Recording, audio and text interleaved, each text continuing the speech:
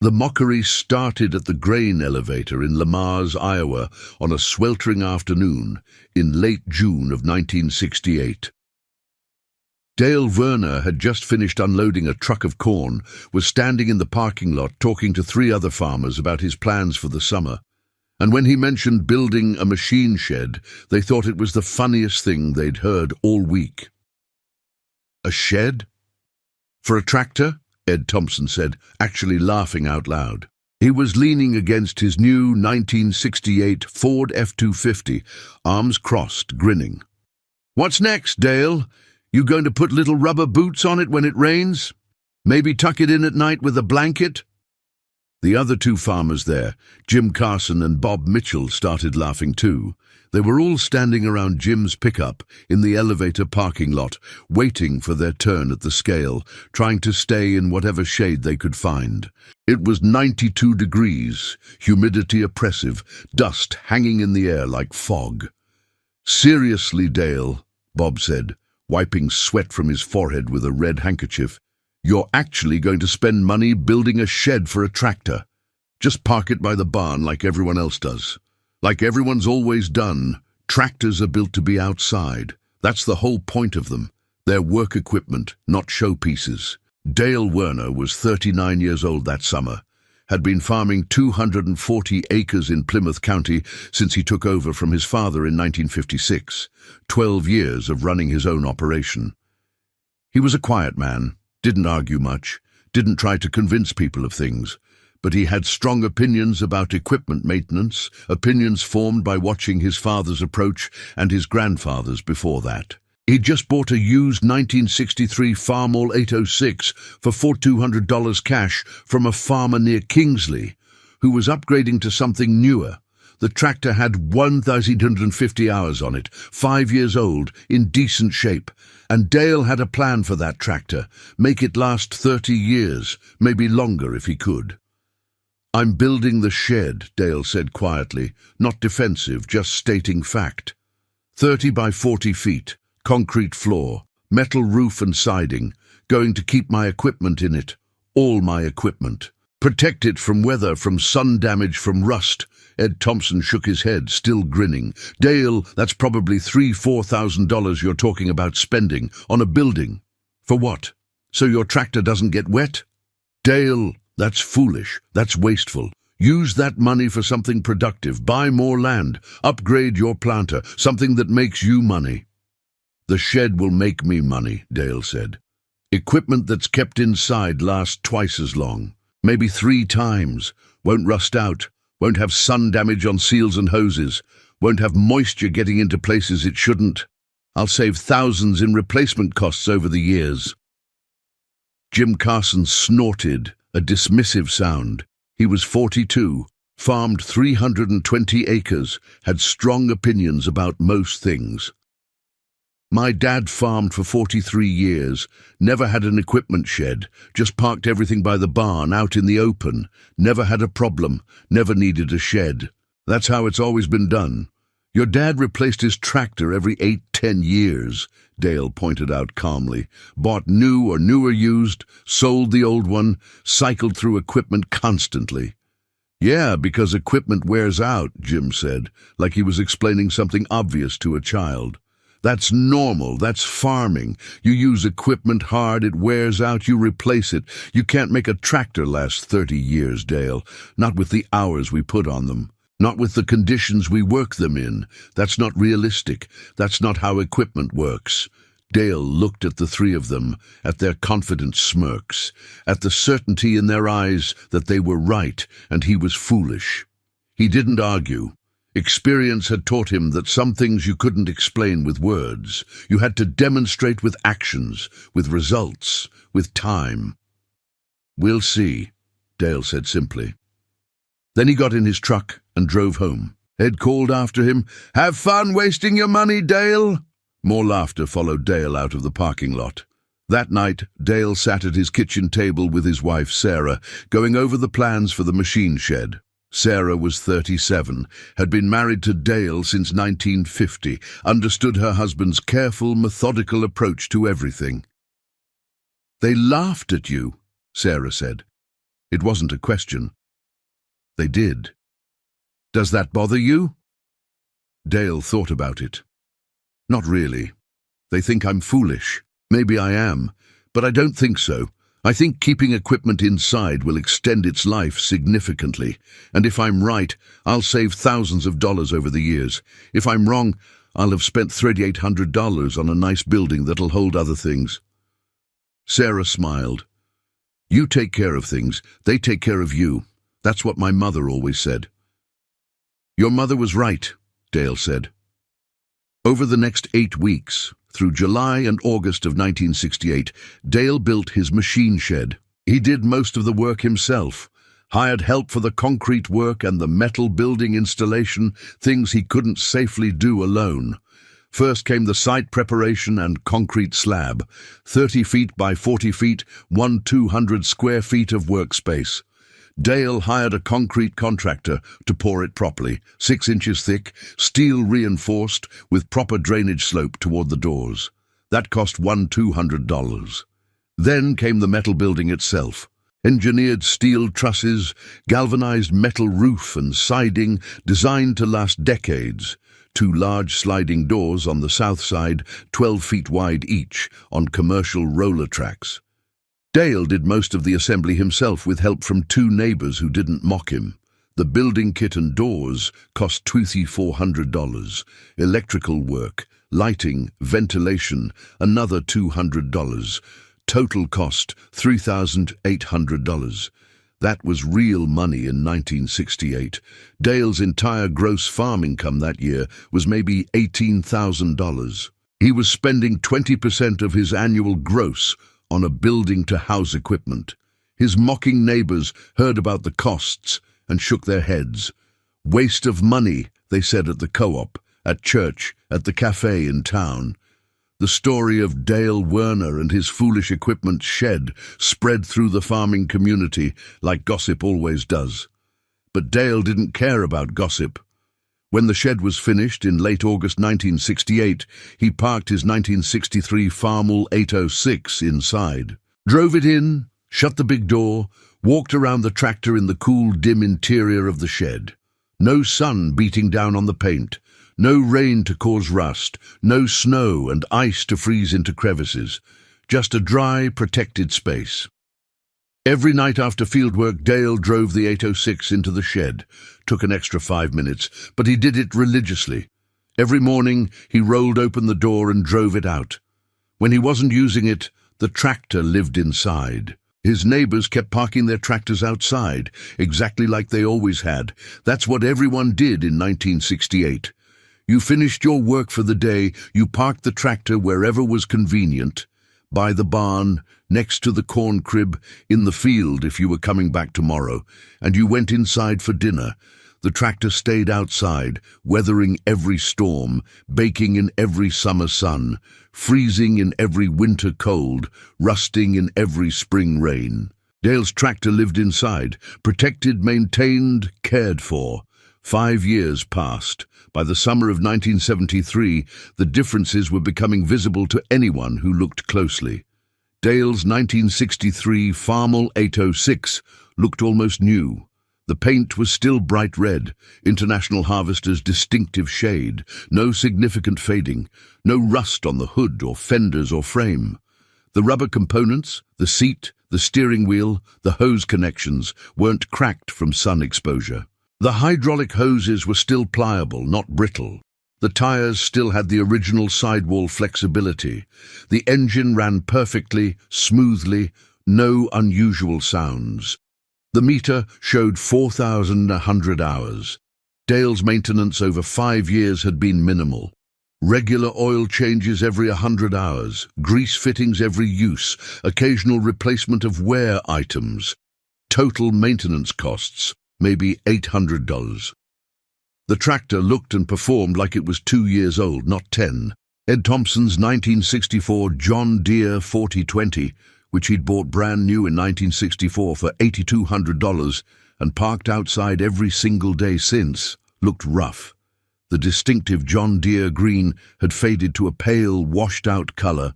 the UV radiation from years of sun exposure breaking down the paint pigments. Surface rust was visible on the hood, the fenders, around the grille, anywhere water could collect.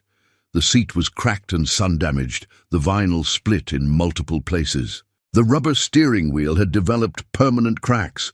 The hydraulic hoses showed UV damage. Several had needed replacement. The engine ran, but not smoothly. Moisture had gotten into places it shouldn't have been. Ed had spent $1,800 on repairs and parts replacement in those 5 years, mostly fixing things that had degraded from weather exposure rather than from mechanical wear.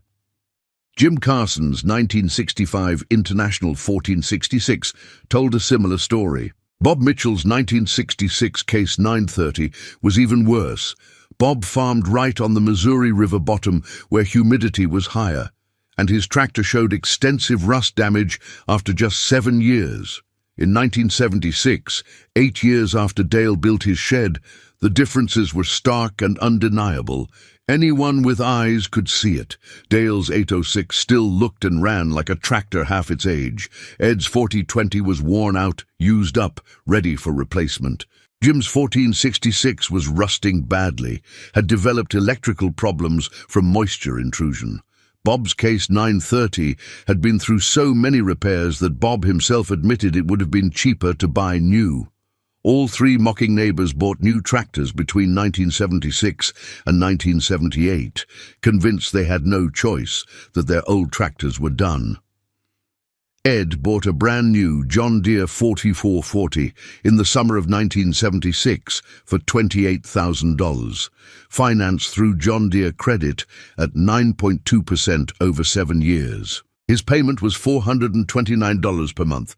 Jim bought a new International Harvester 1086 in spring 1977 for $24,500, financed $376 per month. Bob bought a new Case 2090 in 1978 for $32,000, financed $487 per month. All 3 were making substantial equipment payments, committed to 7 years of debt service. The irony wasn't lost on Dale. His neighbors had mocked him for spending $3,800 on a shed, but they'd just committed to paying $28,000, $32,000 for new tractors, plus interest, to replace equipment that had worn out prematurely from lack of protection. Dale kept farming with his 1963 Farmall 806, parked in his shed every single night. By 1978, the tractor was 15 years old, had 6,800 hours on it, still running strong. Still looked respectable. The paint was showing its age now, some fading but no serious rust. Mechanically sound. Dale had maybe $2,400 total invested in maintenance over 15 years. Then 1980 arrived, and everything changed. Interest rates spiked to combat inflation. The Federal Reserve pushed the prime rate to 21.5% by mid-1981. The grain embargo devastated exports. Corn prices collapsed from $3.20 to $2.10. Land values that had climbed relentlessly through the 70s suddenly reversed, falling 40, 50, 60%. The farm crisis accelerated. Farmers with heavy debt loads, especially equipment debt, were immediately squeezed. Their payments hadn't changed, but their income had been cut in half. The math stopped working. Ed Thompson, with his $429 monthly tractor payment, plus his land payments, plus his other debts, was underwater by 1981. He missed his first payment in November 1981. Tried to catch up. Couldn't. By spring 1982, he was 4 months behind. The bank started foreclosure proceedings in June. Ed lost his farm in October 1982. The auction was on a cold Tuesday morning. Dale attended not to buy, just to pay respects to a neighbor. Watched Ed's new 4440, the tractor he'd bought just 6 years earlier for $28,000, sell for $9,200. Ed had paid maybe $18,000 on it so far between down payment and monthly payments, and it brought $9,200 at auction. The bank took that money, applied it to Ed's debt, and Ed still owed them. Ed and his wife Betty moved to Sioux City. Ed got a job at the IBP meatpacking plant. Betty worked at Walmart. They never farmed again. Their kids, who'd grown up on the farm, grew up in town instead. Jim Carson held on longer, made it until spring of 1984 before the bank foreclosed. His 1086, bought in 1977 for $2,500, sold at auction for $7,800. Bob Mitchell lasted until 1986. His case 2090 brought $11,200 at auction, less than half what he'd paid. All three neighbors who'd mocked Dale's shed in 1968 lost their farms in the crisis. All three sold equipment at auction for pennies on the dollar. All three moved to town, took factory jobs or retail jobs, left farming forever. Dale Werner kept farming. His 1963 Farmall 806 kept running. By 1985, the tractor was 22 years old, had over 9,000 hours on it, and still performed reliably. The paint was faded now, yes. There was some rust showing through on the hood. The seat had been recovered twice, but mechanically the tractor was sound. The engine had been rebuilt once in 1980. The clutch had been replaced twice. The hydraulic pump had been rebuilt in 1983. Total investment over 22 years, including the original purchase, maybe $8,500. His neighbors had spent $28,000, $32,000 on new tractors, made payments for years, and lost everything. Dale had spent $8,500 over 22 years and still owned his equipment free and clear. The shed had cost $800 in 1968. In 1985, Dale calculated what it had saved him. If he'd replaced his tractor every 8 years like his neighbors, he would have bought new or newer used in 1971, 1979, and would be buying again in 1987. Call it $25,000 per cycle in 1970s dollars, rising to $30,000 by the 1980s. That's $55,000, $60,000 he would have spent. Instead, he'd spent $8,500. The shed had saved him at least $50,000, probably more. In 1993, 30 years after Dale bought the 1963 Farmall 806, the tractor was still running, still being used, still parked in that shed every night. It was ancient by any standard, older than most farmers' career spans, but it worked.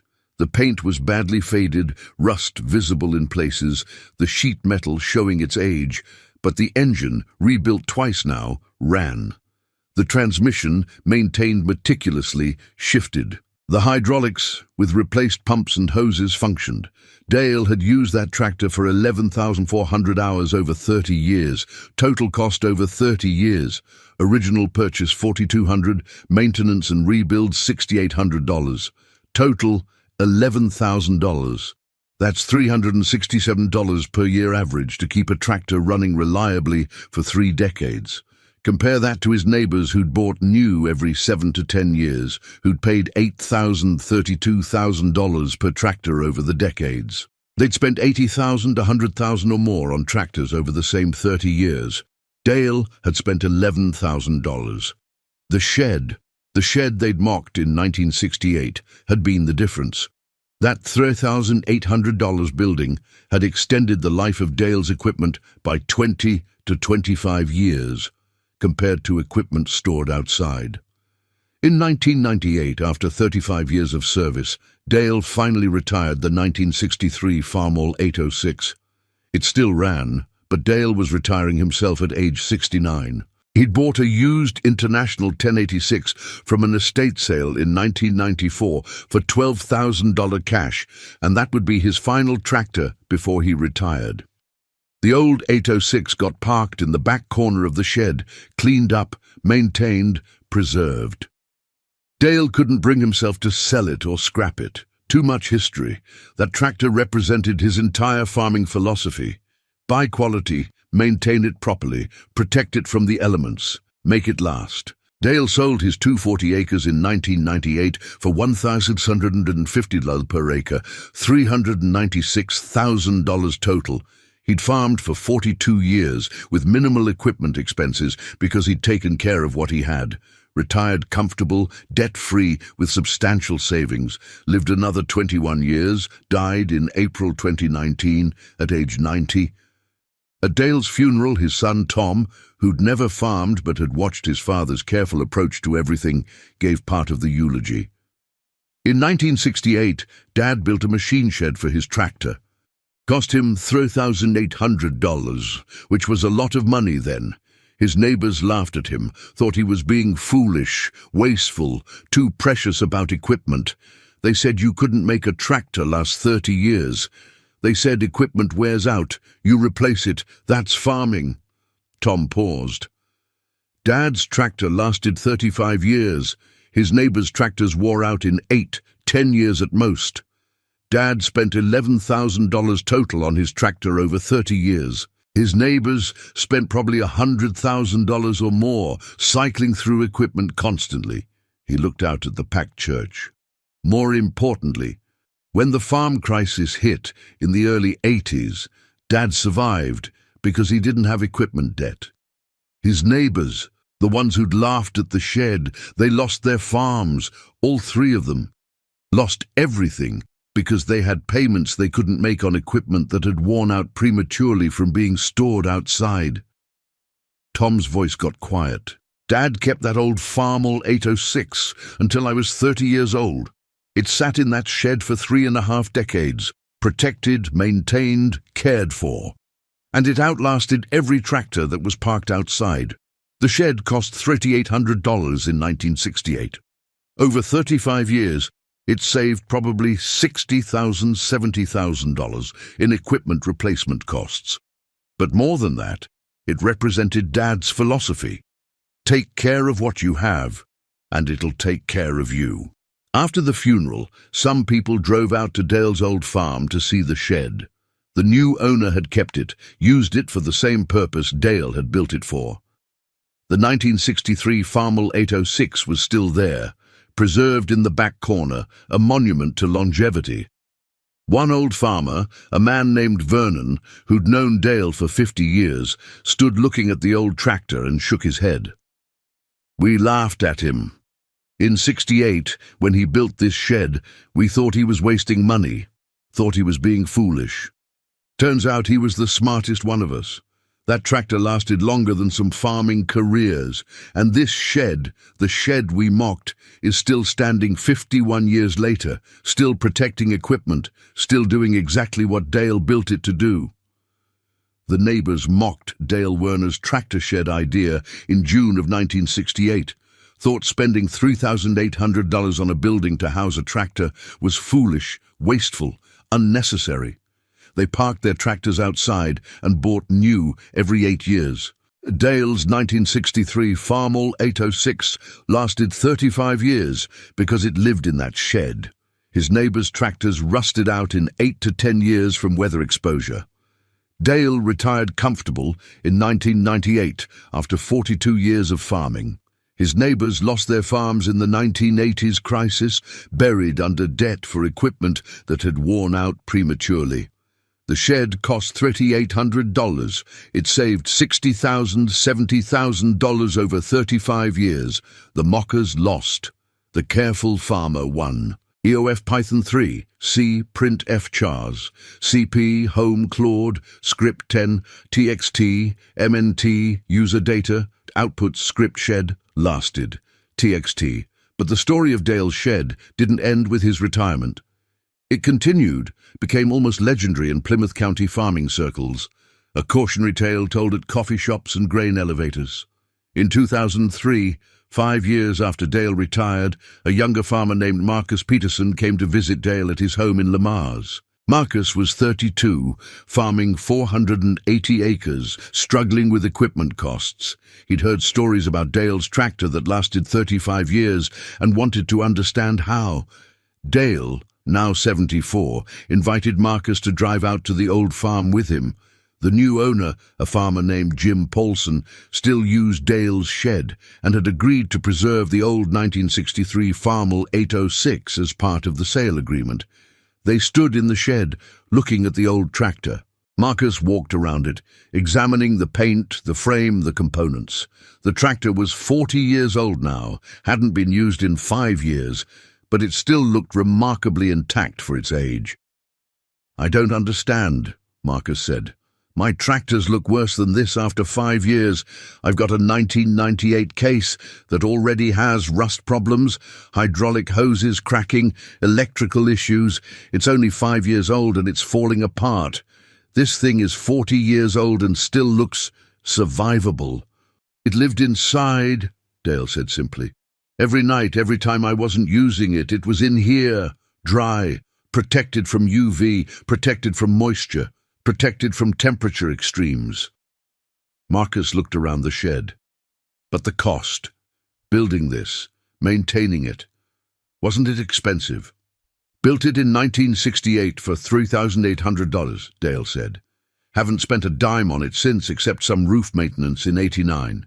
Metal roof, concrete floor, good construction. It'll probably outlast me and you both. He walked over to the tractor, put his hand on the hood. This tractor cost me $4,200 in 1963. Over 35 years, I spent maybe $6,800 on maintenance and rebuilds. Total investment, $11,000. That's $314 per year to operate a tractor reliably. Marcus did the math in his head. He'd bought his case new in 1998 for $78,000 financed. His payment was $1,147 per month. Over 7 years, he'd pay $104,730 including interest. And in 5 years, his tractor was already showing significant wear from being parked outside. My neighbors in '68, Dale continued, they laughed at me for building this shed, said I was wasting money.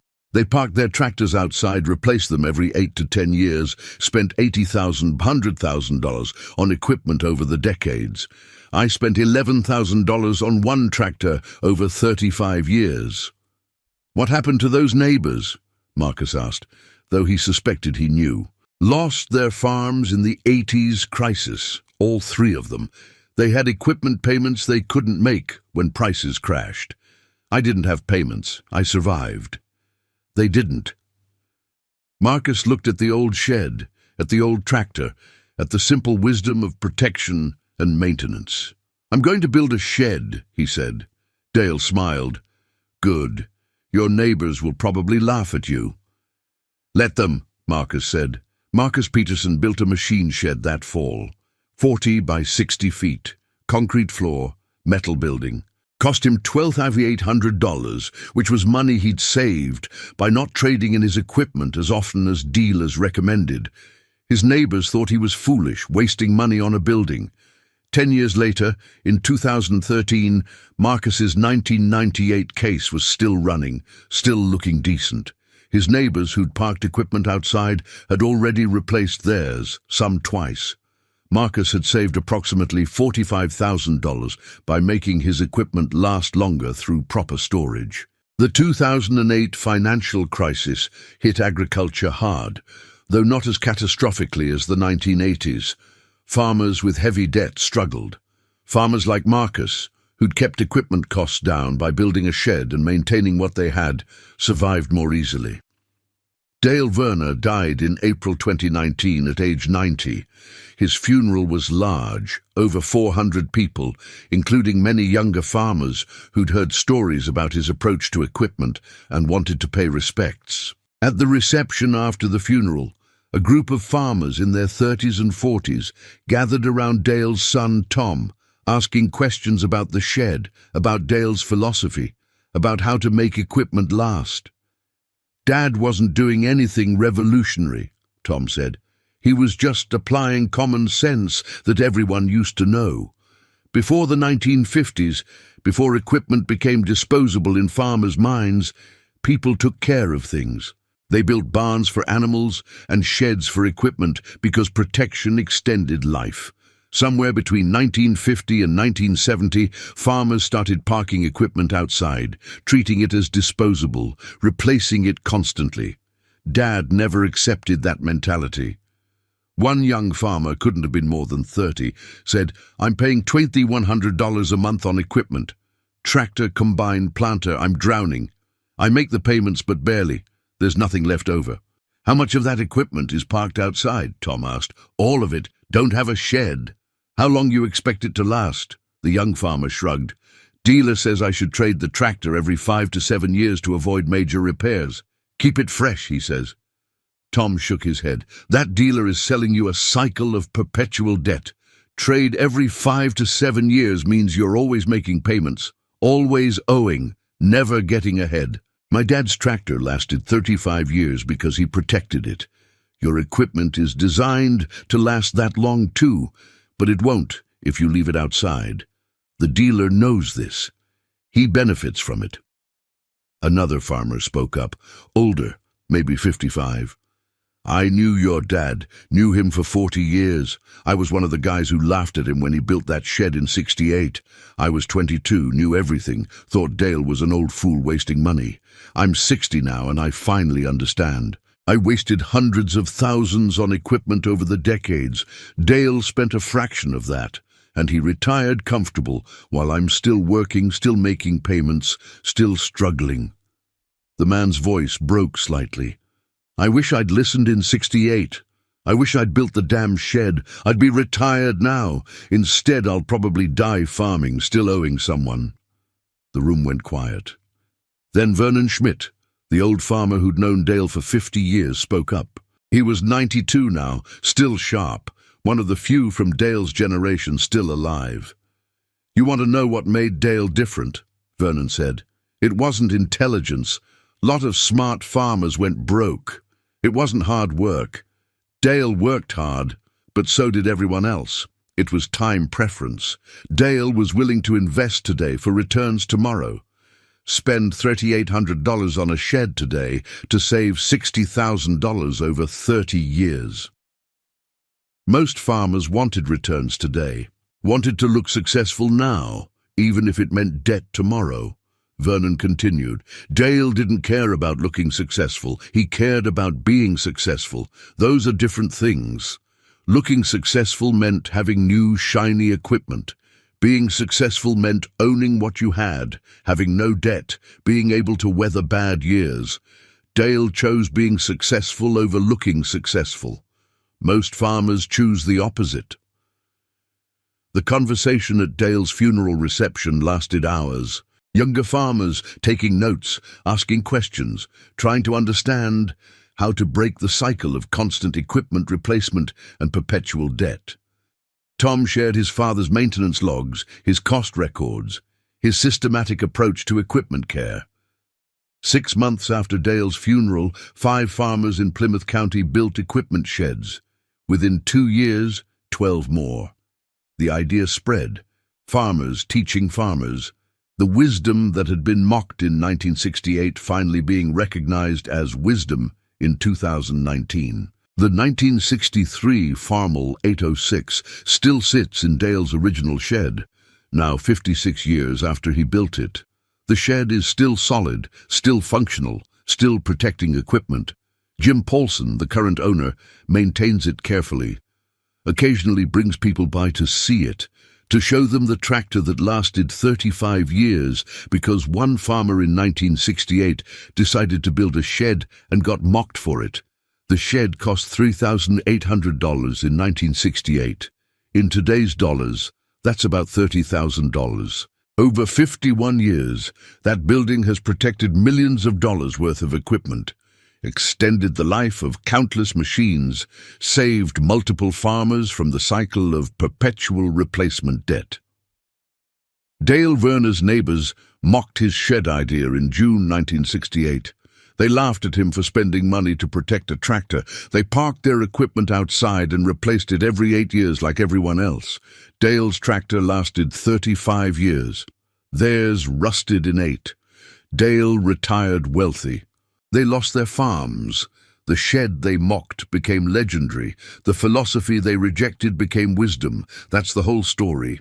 That's what $3,800 spent wisely in 1968 can become over 50 years.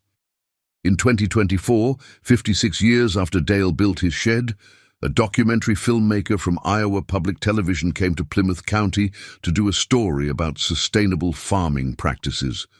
Someone mentioned Dale Werner's tractor, the one that lasted 35 years, and the filmmaker was intrigued. Jim Paulson, who owned the farm and still maintained the shed and the old 806, agreed to be interviewed. The segment aired in October 2024, part of a series on farming wisdom. The filmmaker, a woman named Sarah Chen, who was 38 and had grown up in Des Moines, stood in Dale's shed next to the old Farmall 806. "This tractor is 61 years old," she said to the camera.